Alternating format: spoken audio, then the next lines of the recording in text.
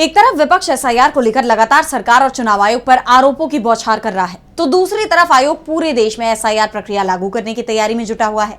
इस बीच महाराष्ट्र की सियासत में एक ऐसी मांग उठी है जिससे चुनाव आयोग के होश उड़ गए हैं और विपक्ष के आरोपों पर मुहर लगती नजर आ रही है।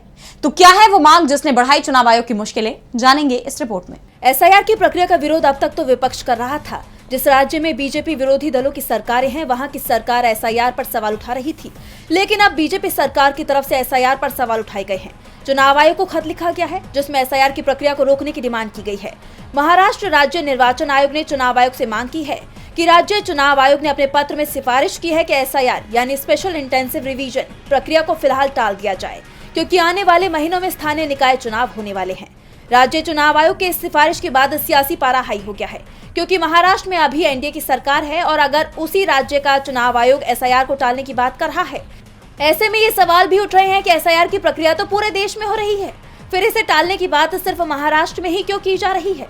क्या राहुल गांधी ने जो सवाल उठाए थे, यानी महाराष्ट्र की वोटर लिस्ट में फर्जी मतदाता जोड़े गए हैं जिनके सहारे बीजेपी ने विधानसभा चुनाव जीता है, अब इन्हीं फर्जी वोटरों के सहारे बीजेपी निकाय चुनाव जीतने की कोशिश करेगी।